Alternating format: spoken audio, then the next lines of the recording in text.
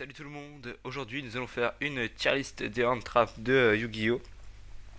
Donc nous avons trois colonnes, donc Meta++, ça c'est les cartes qui sont vraiment fortes, tu les mets dans ton deck, t'es t'es pas quasiment sûr de gagner, mais genre il y a une majorité de personnes qui les a dans leur side deck ou dans leur deck.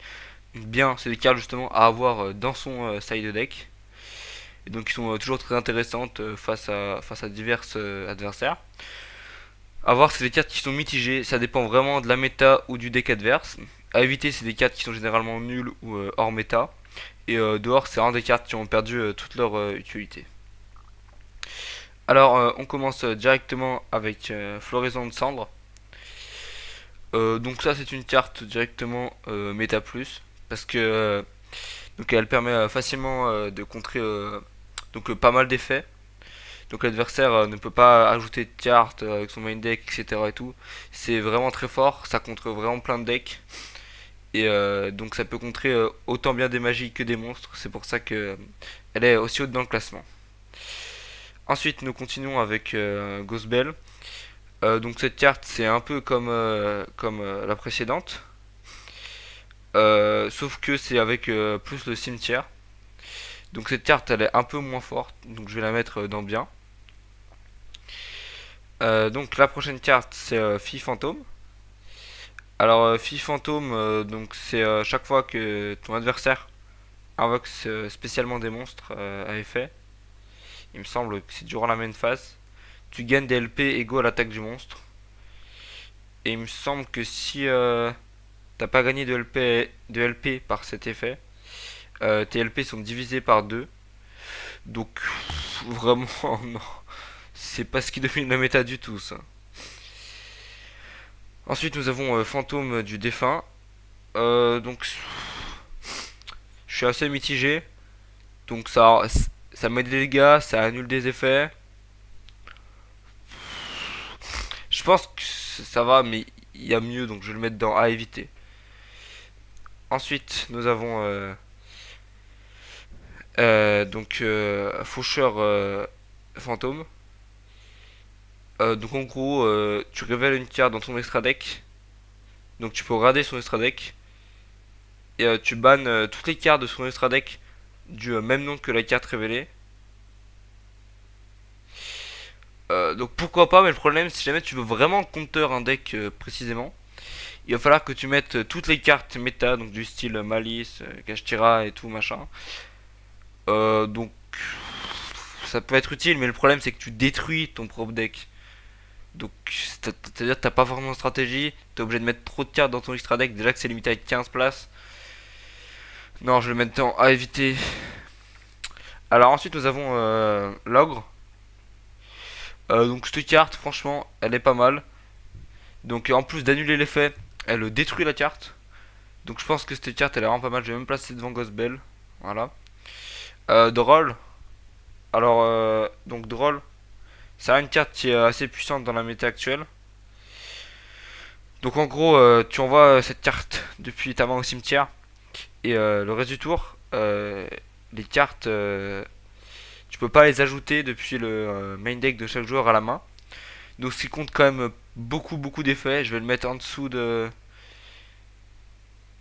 cette carte là. Mais je pense qu'il y a extrêmement de potentiel sur Droll. Ensuite nous avons Illusionniste d'effet. Illusionniste d'effet c'est fort, mais le problème c'est que ça arrête un effet de monstre justement. Donc c'est vraiment comme Floraison. Floraison ça arrête.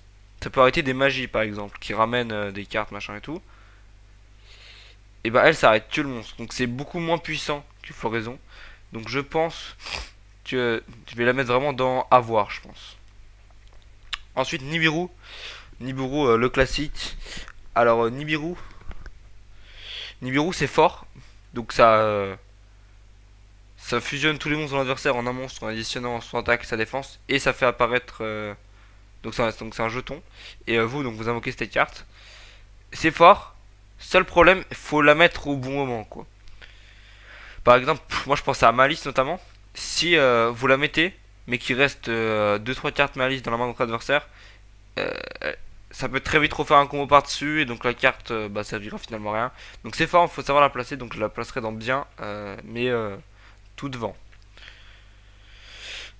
Alors ensuite nous avons il me semble que c'est Veidos. Donc tu peux cibler une carte, donc c'est durant la main phase, tu peux cibler une carte dans une zone terrain et t'invoques spécialement cette carte sur le terrain de ton adversaire. Et si tu le fais, tu peux détruire la carte, puis tu peux ajouter à ta main ou poser un piège continu, cendré. C'est trop, je pense que c'est trop centré. Donc non, non, c'est pareil. Hop là. Alors pour le coup, c'est une carte que je connais pas trop, donc c'est un peu compliqué de la juger.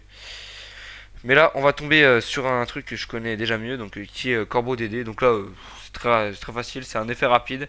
Donc tu défausses cette carte, puis tu cibles une carte dans le cimetière de votre adversaire et tu bannis la cible. Donc bon, on peut se dire comme ça, c'est fort. Mais vu les pics d'après, là, comme vous pouvez voir, on a les bestiales. Donc non, ce serait plutôt à éviter. Donc maintenant, nous allons passer au bestial. Donc bestial, c'est assez fort généralement. Donc tu défausses une carte de ton cimetière ou du cimetière de l'adversaire. Tu la défausses pas, du coup tu la bannis. Et quand tu la bannis, donc tu peux les invoquer. Et en plus, quand elles sont détruites, il y en a certaines qui ont des effets. Genre, il me semble que celle-ci là, j'ai donc c'est The Wisworm. Excuse-moi pour la prononciation. Une fois que tu l'as tué, si l'adversaire la tue, tu peux détruire un monstre de l'adversaire. Où nous avons Magmut, il me semble. Bestial Magmut. Celle-ci, tu peux choisir. Euh, je sais plus exactement ce que c'est, parce que c'est pas une carte que je joue beaucoup aussi. Et qui est pourtant forte. Hein. Donc tu peux, durant la hand phase de ce tour, tu peux ajouter un monstre dragon de ton deck, n'importe lequel. Donc ce qui est vraiment très très très broken. Et nous avons donc Bestial Baldrake.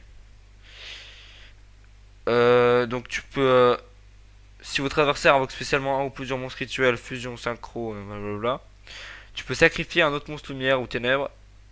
Et donc tu cibles un de ces monstres invoqués et tu le bannes. Donc en gros, tous ces bestiales là, moi, je pense que j'y mettrais tout dans avoir. Mais avoir en premier. Je pense que j'y mettrais dans cet ordre là plutôt. Voilà. Ces cartes qui sont fortes. Après, ça occupe quand même beaucoup de place de les jouer. Et c'est mieux de les jouer si tu mettais un deck autour des dragons, justement. Euh, Migrateur dimensionnel. Ça dépend plein de choses là. Donc c'est pareil, c'est un anti cimetière. Je vais mettre peut-être même là. Hop. Euh, Nous avons Fantasmei, il me semble. Dragon fantastique. Donc c'est pas il me semble, c'est je suis sûr d'ailleurs. Donc ça c'est une carte, c'est un anti-lien. Donc dans la méta actuelle, notamment encore à Malice, qui est redondant, ou même à plein d'autres cartes comme Prométhée. Bon, Prométhée c'est pas super joué je crois. Mais bref, notamment avec des liens Kuribo ou des trucs dans le genre. C'est littéralement dévastateur. Donc je pense qu'on va la mettre par là. Voilà. Ensuite, Lancea Artefact. Donc Lancea, c'est une bonne carte. Donc encore face à Malice évidemment. Parce que Malice, le but de Malice, que je rappelle vite fait, tu bannis, tu peux réinvoquer une carte bannie, machin et tout. Là ça coupe l'accès au bannissement, donc c'est direct. Après, comme j'ai dit, le problème c'est que c'est que contre face à certains decks. Donc je pense que je vais la mettre plutôt par là. Voilà. Ensuite nous avons les structures aussi. Donc j'ai perdu les blazes là, il me semble qu'il y en a une c'est Delta. Si je dis pas de bêtises, elle c'est Delta. Et elle il me semble que c'est Gamma je crois. Donc c'est les cartes, tu peux annuler les effets et t'invoques des monstres, mais ils partent à la hand phase. Bon, en vrai ça va, le problème c'est qu'ils partent à la hand phase et tout, après il peut te les voler et tout. Bon, c'est pas super fort non plus, donc je pense que je vais les mettre par là, voilà, hop. Ensuite, Purge Dominus. Alors pour le Dominus, t'annules l'effet. Si t'as un piège dans ton cimetière, tu peux le détruire pour, euh, pour détruire la carte avec cet effet. Donc c'est fort, tu peux détruire des monstres et tout, un peu comme à la façon d'ogre là. Mais le problème c'est que il me semble que ça te restreint parce qu'après tu peux plus activer des feux de monstres ténèbres, eau et feu. Donc vraiment ça restreint trop pour ce que c'est. Donc je pense que allez, je vais la mettre dans à éviter ici. Peut-être avant un combo DD. Infini éphémère. Bon bah là, y a pas photo. Hop là. Hop. Avant ou après drôle, je sais pas trop. Ça va, le remettre là. Donc infini éphémère, tu peux utiliser comme un trap dès le départ. Bam, tu la joues, t'annules l'effet du monstre. Donc là on pourrait se dire ouais ça va, c'est un peu comme les us d'effet et tout. Mais non, parce que si tu joues en premier, tu peux, même pas en premier, mais si tu la joues tout court, il y a une deuxième utilisation. Tu la mets sur ton terrain, donc comme un piège. Et donc tu peux ensuite, autour de l'adversaire, la retourner, annuler l'effet du monstre, et ça annule tout l'effet d'une colonne. Donc si elle est jouée stratégiquement, ça peut détruire l'adversaire, littéralement. Ensuite nous avons Mule Charmy. Mule Charmy c'est pareil, ça elle est là, boum. Il invoque des trucs, machin, tu pioches. Bon, c'est toujours le même principe, c'est extrêmement puissant. Puis maintenant, donc nous avons la dernière carte, qui est... j'ai perdu son nom parce que c'est une carte qui a vraiment pas beaucoup joué, je crois, celle-ci pour le coup. C'est Typhon. Donc Typhon, tu cibles une magie, machin piège, recto sur le terrain, et tu la détruis. Et si il me semble que tu contrôles minimum deux magies ou pièges, non, si votre adversaire plutôt contrôle deux magies ou pièges, et que toi t'en contrôles pas, tu peux activer donc cette carte depuis votre main, donc quand on en trappe, franchement, dehors, ça c'est get out, hein. Il y a vraiment mille fois mieux. Il y a vraiment mille fois mieux. Je pense même. On va le mettre plutôt là, si ça va bien. Hop, hop.